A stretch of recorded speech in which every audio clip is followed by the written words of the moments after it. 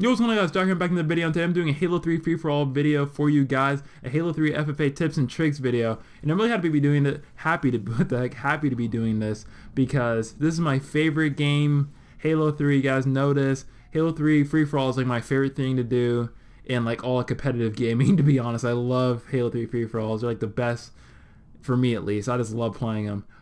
So in this video, I'm just be breaking down what I'm doing and how to play Halo 3 free-for-all in general. I know it's construct, but a lot of these rules I feel like could be applied to different maps, especially in free-for-all. It is mainly like a free-for-all Slayer video. Not really. I'm not going to go to Oddball or King of the Hill, which I feel like I need to prove on personally before I can make tips videos on them. So I'll just be doing Slayers. So immediately in this gameplay, I'm sitting here, I jump up the lift with Brute Shot, and the reason why I challenged there, I know a lot of people would say, why would you go up the lift, especially on Construct, it's kind of a death trap. The reason why I went up the lift is simply because if you see two people fighting on your radar in Halo 3, you always go up a lift because they're most likely looking at each other before they look at you.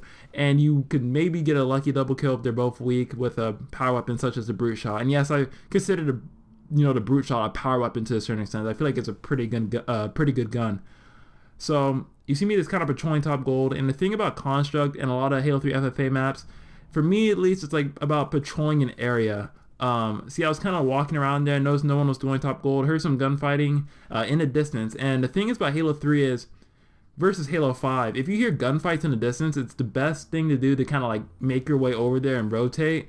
Because in Halo 3, you can't thrust across the map, you can't sprint across the map. You really want to have a limited amount of time to get a cleanup kill on someone, or maybe get a cleanup double kill. As in Halo 5, you can just soar across the map to gunfire and people will be there in an instant. Halo 3, that's why I think Halo 3 is a lot harder in free-for-all, because you can't just run around to clean up kills. You have to really be smart of where you're playing at and really pay more attention, I feel like, in terms of your movement across the map and saying, hey, how can I position myself, to get cleanup kills. In Halo 5, it's more like I can just kind of run around the map and clean up kills. So that's kind of a different mentality you have to have when you play Halo 3. So right there, I kind of challenged. That was so dumb of me. I should have reloaded my BR before, hoping that that guy was looking at someone else, which he was for a split second. If I had a little bit more ammo, I probably would have killed him. As you guys can see right here, I have the sword, the energy sword, which is obviously a great power weapon. It's obviously better in Halo 5, but in Halo 3, it's always good to pick up any advantage you can. It's Slayer BRs in this game, but if this was like ARs, even picking up a BR gives you a significant advantage above your opposition. So picking up any power weapon you can, even if it's a Mauler, it helps so much, because if you are put in that close range situation, you will win. Don't just be stubborn and keep your AR, because if someone has a Mauler or a Brute Shot, they will destroy you like pretty much 80% of the time. Right here, I'm just kind of abusing the sword a little bit. Surprised that sword launch didn't hit him at all. It's kind of a weird laggy thing.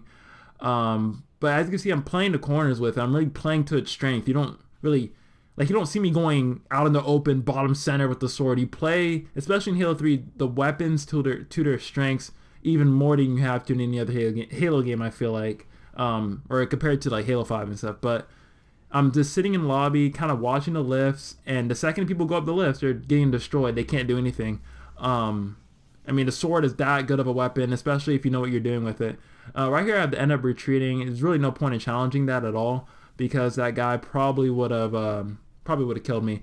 I get a lucky stick, not really a lucky stick. The guy wasn't really moving, so that was pretty easy. I know a lot of people there probably would have shot him, but the thing is, I kind of thought for a second, I'm like, wait a minute, let me stick him so he doesn't just go up the lift and run away, because that kind of situation does happen a lot in Halo 3, where it's like you shoot someone and they'll run away from you or give the other person the kill because they know that person is not in first place. Because the thing is, you don't want people in first place to get kills. You want people in the lower positions to get kills, so you kind of have more of a chance to catch up to the guy in first. So it's kind of that little mind game right there.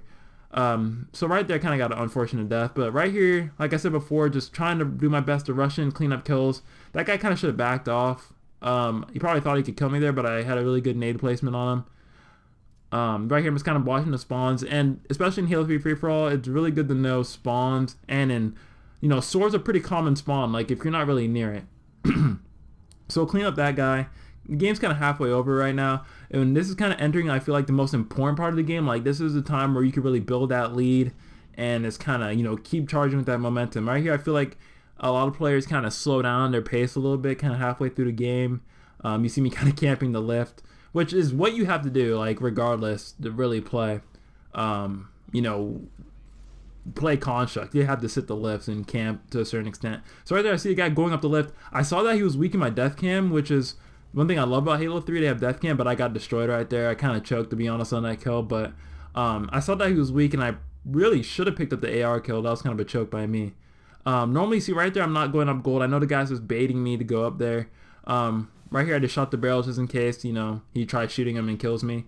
Another guy pushed in, he got the kill. Good cleanup by him. I'll be armed right there. See right here, I sometimes like faking. I teabagged him to get into that a little bit. Sometimes I like faking, like going up a lift like this, and then I crouch it right here, so they think I left the lift, like this guy probably did. I think he just spawned actually, but some people think, oh, he left gold, I'm gonna go back now. But a lot of the time, if you see him on your radar like that, kind of under a gold lift or either behind the gold lift, and you can kind of like anticipate their paths and watch that ramp and just kind of crouch there if you really want. But I kind of just end up getting team shot right there, but I still pick up a kill regardless, which is always really important. Like, you always want to pick up a kill before you die. And I was really lucky spawn. If I spawned a little bit earlier, I probably would have got the kill. Especially in Halo 3 too, death cams are important. I saw the guy was getting shot across the street. This guy's trying to do the trick I was telling you guys, where he heard me shooting at someone else. He thought I was in a gunfight, so he challenged me up the lift. Little did he know that I already killed the guy much earlier than he thought. So you can really use that to your advantage. Right here, just kind of bad shots by me, but I end up picking up the kill anyway. Personally, I like leaving the barrels here on construct to kind of clean up kills. Right there, I saw that I had first shot on the guy. My aim just goes wiggity waggity right there. I probably would have killed him if I didn't get shot in the back right there. Sometimes, especially in Halo 3, like knowing, like when you have that first burst in them, it's, in my opinion, the best case just to challenge them. Right there, I saw they were both in a gunfight. Pick up a double kill right here. Kind of using my momentum to my advantage. Just keep charging ahead right here, because if I die, I really don't care. Like right there, I'm like, okay, I got a 2-for-1 trade versus my life right there, so I don't really care about dying as much at that point, so I'll just go for the triple, maybe get a lucky triple or something. I think this guy like quits or lags out or something.